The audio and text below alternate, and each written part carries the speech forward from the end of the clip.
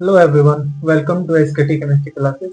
मैं हूं प्रिंस और आज हमारा होने वाला है क्लास 10th के साइंस का चैप्टर नंबर फर्स्ट का। हम लोग ये दूसरा लेक्चर देख रहे हैं। पहले लेक्चर में हम लोग कंप्लीट कर चुके थे कि रासायनिक अभिक्रियाएं क्या होती हैं, कैसे हम समझेंगे कि रासायनिक अभिक्रिया कब हुई है और कब नहीं हुई है। और हम देखे थे रासायनिक समीकरण के बारे में कि किसी भी रासायनिक अभिक्रिया जब हो रही है तो उसको हम समीकरण के रूप में कैसे लिखेंगे। तो ये हम कल की क्लास में देख चुके थे। छोटा सा रिकैप कर लेते हैं कि कोई भी रासायनिक अभिक्रिया होती है तो उसके कितने हिस्से होते हैं उसको हम देख लेते हैं। फिर उसके बाद हम अपना अगला टॉपिक स्टार्ट करेंगे जो कि है हमारा संतुलित रासायनिक समीकरण। जैसे हम कल देखे तो कोई भी रासायनिक अभिक्रिया होती है, जब भी हम कोई चीज लेते हैं तो उसको हम बोलते हैं अभिकारक। कल हो चुका था, बस थोड़ा सा रिकैप कर रहे हैं हम लोग। जो भी हम अभिक्रिया से पहले लेते हैं उसको हम बोलते हैं अभिकारक, और अभिक्रिया के बाद जब भी कोई चीज बनती है उसको हम बोलते हैं उत्पाद। अभिक्रिया से पहले जो भी लिया जाएगा अभिकारक होगा, रिएक्टेंट होगा, और अभिक्रिया के बाद जो भी कुछ बनेगा उसको हम बोलते हैं उत्पाद। ये हो गया था। एक एग्जांपल ये थे, जैसे हम ले लेते हैं कार्बन और इसका कराते हैं हम दहन, तो क्या हो जाएगा, जब कार्बन को जलाते हैं तो कार्बन डाइऑक्साइड बनता है। इधर ये दोनों कार्बन और ऑक्सीजन मिलके क्या कहलाएंगे, अभिकारक, और यहाँ पे कार्बन डाइऑक्साइड क्या कहलाएगा, हमारा प्रोडक्ट कहलाएगा, उत्पाद कहलाएगा। क्लियर है। अब हम ये देखने वाले हैं कि जब भी कोई रासायनिक अभिक्रिया होती है उसमें वास्तव में कितने एटम भाग लेते हैं या कितने मॉलिक्यूल भाग लेते हैं, कितने परमाणु भाग लेते हैं या कितने अणु भाग लेते हैं, हम उसके बारे में देखेंगे। और इसको देखने के लिए हमको ये आना चाहिए कि संतुलित रासायनिक समीकरण होता क्या है। एक्चुअल में कोई भी जब अभिक्रिया होती है तो ऐसे ही नहीं हो जाती कि कुछ कार्बन का मात्रा लिए कुछ ऑक्सीजन के लिए दोनों को मिला दिए कार्बन डाइऑक्साइड बन गया, ऐसा नहीं होता है। कार्बन की एक निश्चित मात्रा होती है, ऑक्सीजन की एक निश्चित मात्रा होती है, दोनों आपस में अभिक्रिया करते हैं तब जाके कोई नया उत्पाद बनता है। तो इसको हम समझने के लिए हमको समझना पड़ेगा कि संतुलित रासायनिक समीकरण होता क्या है और वो किस सिद्धांत पे काम करता है। तो हम इसको स्टार्ट करने से पहले हम शुरू करते हैं कि संतुलित रासायनिक समीकरण क्या होती है। पहले एक एग्जांपल लेते हैं कोई एक सिंपल सा रासायनिक समीकरण का, फिर उसको हम देखेंगे क्या वो संतुलित है कि नहीं है, संतुलित नहीं है तो क्यों नहीं है, क्यों करना संतुलित है उसे। ठीक, एक एग्जांपल लेते हैं। जैसे हम ले लेते हैं हाइड्रोजन की अभिक्रिया हम कराते हैं ऑक्सीजन के साथ। हाइड्रोजन की अभिक्रिया हम कराते हैं ऑक्सीजन के साथ, तो क्या होगा, जब हाइड्रोजन ऑक्सीजन से अभिक्रिया करेगा तो जाहिर सी बात है जल बनेगा, और जल का फॉर्मूला होता है H2O। सही है। अब देखिए यहाँ पे जो हाइड्रोजन होता है प्रकृति में H2 के रूप में मिलता है, द्वि परमाणु अणु है वो। और जो ऑक्सीजन होता है, ऑक्सीजन ये भी नेचर में O2 के रूप में मिलता है। तो हाइड्रोजन को जब भी लिखेंगे हम H2 के रूप में लिखेंगे, ऑक्सीजन को जब भी लिखा जाएगा O2 के रूप में लिखा जाएगा, और जल का फॉर्मूला होता है H2O। बचपन से हम लोग पढ़ते आ रहे हैं। तो अब देखिए यहाँ पे हाइड्रोजन हम पहले लिए थे, ये तो अभिकारक हो गया, दोनों हाइड्रोजन अभिकारक हो गया, ऑक्सीजन अभिकारक हो गया, और जो जल है वो हमारा उत्पाद हो गया। अब देखिए यहाँ पे अभिकारक में हम 2 हाइड्रोजन लिए थे तो हमारा उत्पाद में भी 2 हाइड्रोजन मिला है, ये तो सही है, इसमें कंफ्यूजन नहीं है। लेकिन यहाँ पे ऑक्सीजन हम 2 लिए हैं और ऑक्सीजन हम यहाँ पे एक ही दिख रहा है, एक ऑक्सीजन गया किधर। अब यहाँ पे तो उत्पाद में एक ऑक्सीजन कहीं जाएगा नहीं, क्योंकि जितना हम लेते हैं उतना ही मिलना चाहिए हमको। ये सही बात है, एकदम पक्की की बात है। अब देखिए यहाँ पे एक ऑक्सीजन गया कहाँ, उसको हम ढूंढने के लिए अब हम यूज करेंगे संतुलित रासायनिक समीकरण का। क्योंकि किसी भी रासायनिक जब अभिक्रिया होती है तो जितना हम लेते हैं उतना ही मिलता है, उसमें से कुछ ना तो कम होगा ना तो कुछ ज्यादा होगा, जितना लेंगे उतना ही हमको मिलने वाला है। ठीक। अब देखिए यहाँ पे ये जो सिंपल समीकरण लिखे हैं इसी को हम बोलते हैं कंकाली समीकरण।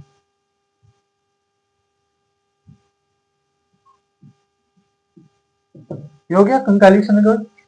अब देखिए, अब हम ऑक्सीजन को लाना है, कैसे लाएंगे हम ऑक्सीजन, तो ऑक्सीजन लाने के लिए अब हम करते हैं बैलेंस। बैलेंस का मतलब करते हैं हम संतुलित। कैसे होगा संतुलित, क्योंकि हमको पता है, अगर हम देखें द्रव्यमान के हिसाब से, अभी हम कणों की संख्या से संख्या पे देख रहे हैं, तो दो इधर है, दो इधर दिख रहा है, दो इधर है, इधर एक दिख रहा है, एक नहीं है, मतलब उसको दो करना पड़ेगा दो। लेकिन अगर हम देखें और द्रव्यमान के हिसाब से देखें, तो हाइड्रोजन का द्रव्यमान होता है एक, दो हाइड्रोजन है तो दो से गुणा करेंगे, प्लस ऑक्सीजन का होता है 16 ग्राम, दो को है तो दो से करेंगे गुणा, टोटल कितना हो जाएगा, 2 + 16 32, टोटल हो जाएगा 34। इधर चेक कर लेते हैं, हाइड्रोजन का होता है एक, दो को है दो से करेंगे गुणा, प्लस 16, टोटल मिलकर हो जाएगा 18 ग्राम। बराबर नहीं है, हम लिए थे 34 ग्राम, मिला हमको 18 ग्राम, बाकी का किधर गया है, सोचने वाली बात। अब यहाँ पे हम उसी जो द्रव्यमान कम हुआ है या ज्यादा हुआ है, अब उसको हम लाने की कोशिश करेंगे। तो सबसे पहले हम समझ लेते हैं संतुलित रासायनिक समीकरण क्या होता है। इसी को बराबर करने के लिए हम यूज करते हैं संतुलित रासायनिक समीकरण। तो अब हम चेक करते हैं संतुलित रासायनिक समीकरण होता क्या है। देखिए यहाँ पे लिखे हुए हैं हम, संतुलित रासायनिक समीकरण क्या होता है, जिस रासायनिक समीकरण में ये एक रासायनिक समीकरण है, इसी की बात कर रहे हैं हम, अभिकारकों तथा उत्पादों का द्रव्यमान बराबर होते हैं। बराबर है, अभी नहीं है बराबर, मतलब ये संतुलित रासायनिक समीकरण नहीं है। यहाँ पे देखिए कार्बन एक है, इधर कार्बन दो है, इधर कार्बन दो है, मतलब जितना इधर लिए है उतना मिल गया इधर, मतलब वो संतुलित रासायनिक समीकरण बोल सकते हैं। जब कण बराबर है तो उनके द्रव्यमान भी आपस में बराबर होंगे। तो वही बोला गया है कि जिस रासायनिक समीकरण में अभिकारक तथा उत्पादों का द्रव्यमान बराबर होते हैं, संतुलित रासायनिक समीकरण कहलाता। समझना क्या। अब देखिए इधर लिए थे हम 34 ग्राम, उधर मिला 18 ग्राम, बाकी का 16 ग्राम गया किधर, लाना पड़ेगा कहीं से। ठीक है, इधर देखते हैं तो एक कार्बन का कितना होता है, 12 ग्राम होता है, दो ऑक्सीजन का कितना हो जाएगा, 32 ग्राम, टोटल हो जाएगा 44 ग्राम, इधर भी मिलने वाला है 44 ग्राम। तो जितना लिए थे हम उतना मिल गया, मतलब वो रासायनिक संतुलित है, वो जो समीकरण है वो संतुलित है, लेकिन इसको तो संतुलित करना पड़ेगा हमें। इसको अब हम संतुलित करते हैं, देखिए, और उसको क्या बोल सकते हैं आगे दूसरी भाषा में, अर्थात अभिकारक परमाणुओं की संख्या, मतलब इधर जितना परमाणु हम लिए हैं उधर भी उतना परमाणु हमको मिलना चाहिए, तब जाके द्रव्यमान उनके बराबर होंगे। वही है, अभिकारक परमाणुओं की संख्या बराबर क्या होगा, उत्पाद परमाणुओं की संख्या। जितना अभिकारक में परमाणु होंगे उतना ही उत्पाद में परमाणु होंगे। ऐसा नहीं कि दो हाइड्रोजन परमाणु इधर है, दो ऑक्सीजन परमाणु उधर है तो हम बराबर कर देंगे क्योंकि दो परमाणु इधर है दो परमाणु उधर, ऐसा नहीं होता है। सेम परमाणु बराबर होना चाहिए। जैसे दो इधर है हाइड्रोजन तो उधर भी हाइड्रोजन ही दो होना चाहिए। ऐसा नहीं कि इधर दो और दो चार है तो उधर दो चार एटम कोई भी हो सकता है, ऐसा नहीं होना चाहिए। जो लिए हैं वही उधर उतना ही संख्या में मिलना चाहिए। क्लियर है। चलिए फिर आगे देखते हैं, ये जो है संतुलित रासायनिक समीकरण, ये किस नियम पे काम करता है, यह द्रव्यमान संरक्षण के नियम पर आधारित है। मतलब ये जो संतुलित रासायनिक समीकरण होता है ये हमेशा द्रव्यमान संरक्षण के नियम का पालन करता है। द्रव्यमान संरक्षण का नियम क्या बोलता है, कोई भी जब रासायनिक अभिक्रिया हो रही है तो न तो कहीं से एक्स्ट्रा आएगा उसमें द्रव्यमान और नहीं कहीं बाहर जाएगा, मतलब जितना लेंगे उतना का उतना ही बकायदा मिलने वाला है। और यही हम परिभाषा में भी पढ़ चुके हैं, अभिकारक तथा उत्पादों का द्रव्यमान बराबर होना चाहिए, तब बोलेंगे संतुलित रासायनिक समीकरण है। क्लियर है। जैसे देखिए क्या बोलता है द्रव्यमान संरक्षण का नियम, ये बोलता है कि किसी भी रासायनिक अभिक्रिया में द्रव्यमान न तो नष्ट हो सकता है और न ही उत्पन्न हो सकता है, मतलब जितना लेंगे उतना ही मिलना चाहिए। अगर ज्यादा मिला अगर कम मिला तब वो गलत हो गया, हमको उसको संतुलित करना ही पड़ेगा, क्योंकि संतुलित रासायनिक समीकरण हमेशा द्रव्यमान संरक्षण के नियम का पालन करता है। इसका मतलब क्या होगा, जितना अभिकारक का द्रव्यमान होगा उतना ही होना चाहिए उत्पाद का द्रव्यमान, हम ऊपर पढ़ चुके हैं। मतलब दोनों में कनेक्शन है। संतुलित रासायनिक समीकरण द्रव्यमान संरक्षण के नियम पे आधारित है। द्रव्यमान संरक्षण का नियम किसने दिया था, तो द्रव्यमान संरक्षण का नियम दिए थे केमिस्ट्री के जनक जिनको माना जाता है वो है लाउसी। तो द्रव्यमान संरक्षण का नियम लाउसी दिए थे 1789 में, 1789 ईस्वी में दिए थे। सही है। चलिए अब हम कुछ समीकरण देखते हैं। अब उस समीकरण के आधार पे हम उसको संतुलित करने की कोशिश करेंगे। फिलहाल आपको लगता है कि इतना सब समझ में आ गया होगा, नहीं समझ में आया एक बार और रिकेप कर लेते हैं। सबसे पहले हमारा क्या है, संतुलित रासायनिक समीकरण। कोई भी रासायनिक समीकरण होता है तो जाहिर सी बात है उसमें या तो परमाणु भाग लेंगे या तो अणु भाग लेंगे या तो कोई यौगिक होगा। यौगिक आपस में मिलेंगे, परमाणु आपस में मिलेगा या कोई अणु आपस में मिलेंगे। जब मिलेंगे तो कुछ तो बनेगा, तो जो बनेगा वो उत्पाद कहलाता है, जो हम लिए थे वो अभिकारक कहलाता है। सही है। अब देखिए जितना हम लेंगे उतना ही मिलना चाहिए ना, तो जितना हम अभिकारक लेते हैं उतना अगर हमको उत्पाद मिलता है तब तो बोलते हैं कि हमारा रासायनिक समीकरण सही है, संतुलित है। लेकिन अगर हम जितना लेंगे अगर उससे कम या ज्यादा हमको मिलने वाला है तब तो वो संतुलित नहीं है, मतलब कुछ तो एक्स्ट्रा आया है या तो कुछ तो इसमें से गायब हुआ है, इसका मतलब वो संतुलित नहीं है, तो उसको हमको संतुलित करना पड़ेगा। क्योंकि ऐसे ही नहीं मिल जाते, किसी भी रेशियो में हम दोनों को मिला देंगे तो कुछ भी बन जाएगा। उनको मिलाने के लिए एक फिक्स रेशियो होता है और उसी फिक्स रेशियो को हमको दिखाना पड़ेगा कि कौन कितना भाग लिया है। जैसे यहाँ पे हाइड्रोजन 2 था, इधर भी दिखा 2, इधर ऑक्सीजन 2 है, इधर एक ही दिखा, मतलब एक गया कहाँ, तो कहीं नहीं गया है। एक्चुअल में ऐसी अभिक्रिया किया ही नहीं है, इसमें ऑक्सीजन के कुछ और मॉलिक्यूल्स होंगे जो भाग ले रहे होंगे, या इधर हाइड्रोजन के कुछ और मॉलिक्यूल्स होंगे जो भाग ले रहे होंगे, या इधर और जल के कुछ और भी बन रहे होंगे जो अभी दिख नहीं रहा है, वो अभी अदृश्य है। जब हम संतुलित करेंगे तो दिख जाएगा। क्लियर हो गया इतनी बात। अब हम कुछ यहाँ पे रिएक्शन लिख रहे हैं, अब उसको हम देखेंगे क्या होगा।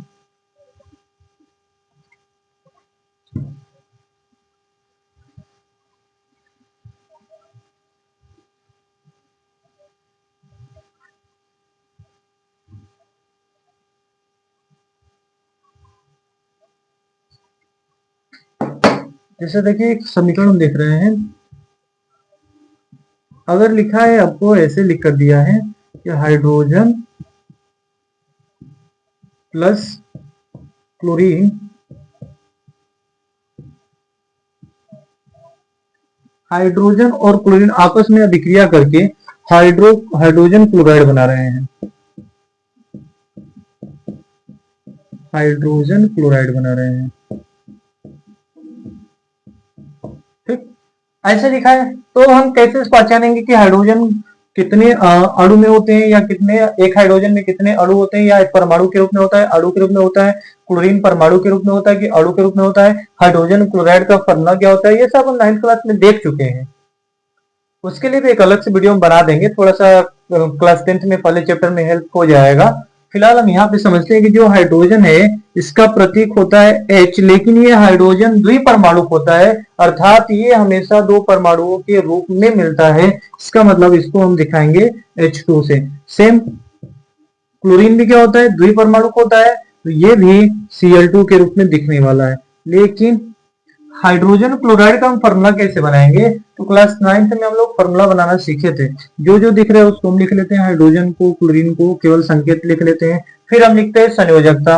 हाइड्रोजन की संयोजकता एक होती है, क्लोरीन की भी संयोजकता एक होती है, तिर्यक गुणा करते हैं हम तो एक हो जाएगा H और Cl भी एक ही हो जाएगा, तो ये हाइड्रोजन क्लोराइड का फॉर्मूला आएगा HCl। ठीक है, अब यहाँ पे हम देख रहे हैं दो हाइड्रोजन हम लिए हैं लेकिन हमको एक ही हाइड्रोजन मिल रहा है, दो क्लोरीन लिए हैं हमको एक ही क्लोरीन मिल रहा है, बाकी एक हाइड्रोजन एक क्लोरीन गया किधर, तो वो न तो एक हाइड्रोजन कहीं बाहर गया है न वो तो एक क्लोरीन बाहर गया है, दोनों आपस में मिलके फिर एक और अणु बनाए हैं। तो यहाँ पे अगर हम दो लिख देते हैं तो बाकी जो हमको लग रहा था कि नहीं है अभिक्रिया में वो आ जाएंगे वापस। अब देखिए दो हाइड्रोजन, दो से गुणा किए हैं दो हाइड्रोजन हो गया, दो क्लोरीन एक था दो से गुणा करके दो हो गया क्लोरीन, मतलब जो पहले गया था बाहर अब वो आ गया, वो कहीं गया नहीं था, वो हम दिखा नहीं रहे थे। जब हम सिंपल अभिक्रिया लिखते हैं तो उसमें हम दिखाया नहीं जाता है कि कितना मोल भाग लिए हैं या कितने एटम्स भाग लिए हैं, पहले हम बस यही दिखाते हैं कि वो प्रकृति में कैसे होता है और अभिक्रिया के बाद क्या बना है, बस ये दिखाते हैं। लेकिन जब भी हम अभिक्रिया को लिखते हैं उसमें हमको दिखाना पड़ेगा कितना बना है या हम कितना लिए थे। तो यहाँ पे हम एक एक हाइड्रोजन का अणु एक क्लोरीन का अणु लिए थे और यहाँ पे HCl के दो अणु बनेंगे, ये फिक्स है।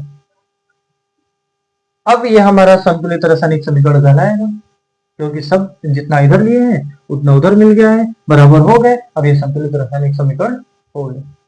समझ में आया? एक और एग्जाम्पल लेते हैं, सिंपल सा एकदम। कार्बन प्लस ऑक्सीजन दोनों मिलके बना रहे हैं कार्बन डाइऑक्साइड। चेक कर लेते हैं कितना लिए हैं, एक कार्बन लिए हैं, उधर कितना मिला, एक ही मिला।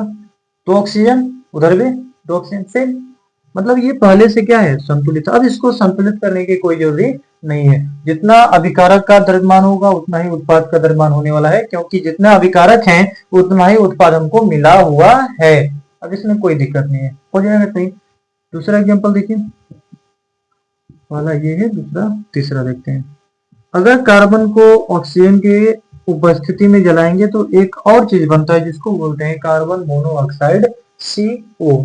अब यहाँ पे देखिए, एक कार्बन था, एक कार्बन सही है, फिक्स है, दो, एक, एक कहाँ गया, एक ऑक्सीजन कहाँ गया। तो एक्चुअल में वो ऑक्सीजन कहीं गया नहीं है, हम गलत दिखाए हैं, समीकरण को ही गलत लिखे हैं। हमको ये दिखाना पड़ेगा कि जब ये और ये आपस में मिले तो ये बना कितना है। अभी तो केवल यहाँ पे एक ही दिख रहा है, कुछ नहीं, तो सामने क्या दिख रहा होगा, एक दिख रहा होगा। हमको थोड़ी पता है एक बनेगा, दो बनेगा, तीन बनेगा, हम गलत लिखे हैं। अब हमको ये दिखाना पड़ेगा कि हम कम से कम जितना लिए उतना तो हमको मिलना चाहिए। तो अब हम क्या करेंगे, अब इसको करेंगे बैलेंस। बैलेंस करने के लिए हम क्या करेंगे, यहाँ पे कीजिए 2 से मल्टीप्लाई, यहाँ पे कीजिए 2 से मल्टीप्लाई। अब देखिए बैलेंस हो गया, 2 कार्बन, 2 कार्बन, इधर कितना दिखा, 2 से गुणा किए, 2 कार्बन हो गए।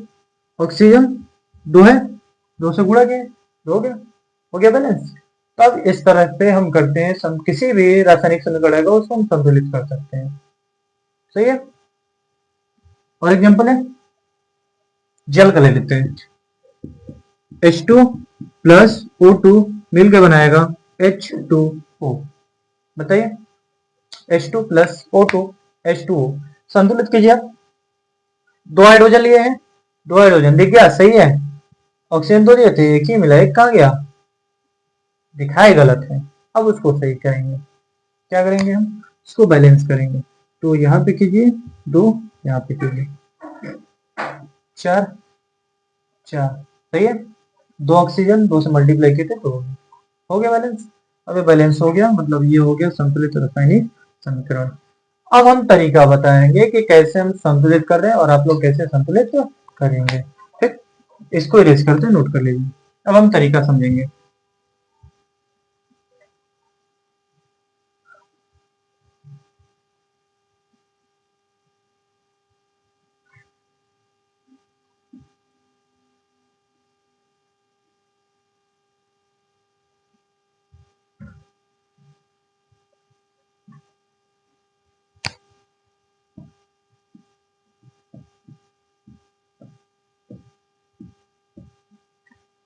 हाइड्रोजन और ऑक्सीजन मिलके बनाता है H2O। हाइड्रोजन और ऑक्सीजन मिलके बनाता है H2O। अब हमको करना है बैलेंस, एक एक करके हम बैलेंस करेंगे। सबसे पहले क्या दिख रहा है, हाइड्रोजन, हाइड्रोजन को हम बैलेंस करने की कोशिश करते हैं। ये पहले से क्या दिख रहा है, पहले से बैलेंस दिख रहा है। अब इसमें कोई दिक्कत नहीं है, अब नहीं करना है इनको बैलेंस। लेकिन ऑक्सीजन को देखें, ऑक्सीजन यहाँ पे 2 है, ऑक्सीजन यहाँ पे 1 है। एक को 2 कैसे करेंगे, याद रखिएगा, न तो जोड़ना है और न ही घटाना है। हम केवल या तो गुणा कर सकते हैं या तो हम केवल भाग कर सकते हैं। दो ही तरीका इसमें अपनाया जाएगा, या तो होगा गुणा या तो होगा भाग, नहीं होगा जोड़ और नहीं होगा घटाना। ठीक, अब बताइए 2 को 1 कैसे करेंगे या 1 को हम 2 कैसे करेंगे। दो ही तरीका है बस। अगर हम गुणा करते हैं तो 1 में करेंगे 2 से गुणा, अगर हम भाग करते हैं तो 2 में करेंगे हम 2 से भाग, हो जाएगा। दोनों तरीका हम लगा सकते हैं, इस वाले में भी सही माना जाएगा, इस वाले में भी सही माना जाएगा। अगर हम गुणा करते हैं तो इसमें हम करेंगे 2 से गुणा, लेकिन जैसे ही हम 2 से गुणा करेंगे, अब हाइड्रोजन कितना हो गया, 4, इधर कितना है 2, अब इधर इधर भी करना पड़ेगा 2 से गुणा, तब जाके होगा 2 2 के 4, 4 4 बराबर हो गया। अब भाग वाला कैसे करेंगे, अगर मान लीजिए हमको भाग करना है, क्या करेंगे हम, H2 प्लस O2 बनाएगा H2O।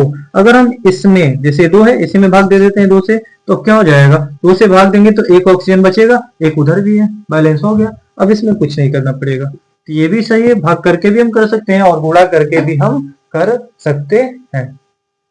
आई होप आपको इतनी बात क्लियर हो गई होगी। फिर हम देखेंगे आगे अब रासायनिक अभिक्रियाओं के प्रकार, क्योंकि हमारा ये जो मेन बेसिक कंसेप्ट था ये अब क्लियर हो चुका है। अब हम आगे बढ़ सकते हैं कि कोई भी रासायनिक अभिक्रिया कितने प्रकार की हो सकती है, कैसे कैसे अभिक्रिया कर सकते हैं, क्योंकि हम पहले पढ़ चुके हैं। रासायनिक अभिक्रिया का मतलब क्या होगा, रासायनिक परिवर्तन, और रासायनिक परिवर्तन कैसे होगा ये हम बता चुके हैं। अब रासायनिक परिवर्तन के आधार पर रासायनिक अभिक्रियाओं के प्रकार को बांटा गया है। ठीक, तो अब इतना कीजिए, तब तक कुछ बता देते हैं आपको मेन चीज बेसिक के, ताकि आपको आगे हेल्प करेगा। जैसे अगर मान लीजिए बोला जाएगा कि हाइड्रोजन प्रकृति में किस रूप में होता है, तो याद रखिएगा हमेशा हाइड्रोजन H2 के रूप में मिलेगा। अगर कहीं सिंपल हाइड्रोजन लिखा हुआ है तो उसको समझ लेगा हाइड्रोजन का मतलब क्या होगा, उसको हम दिखाएंगे H2 के जैसा। ऑक्सीजन को O2 में, nitrogen N2, chlorine Cl2, fluorine F2 ऐसे दिखाएंगे। फास्फोरस रहेगा तो P4, सल्फर रहेगा तो S8, कार्बन रहेगा तो C, सोडियम Na, कोई भी धातु होगा वो हमेशा अकेला होता है, धातु अगर आ जाएगा तो उसको अकेला ही रखिएगा। सही है, चलिए इतना नोट कीजिए, फिर उसके बाद हम अगले क्लास में पढ़ेंगे रासायनिक अभिक्रिया के प्रकार।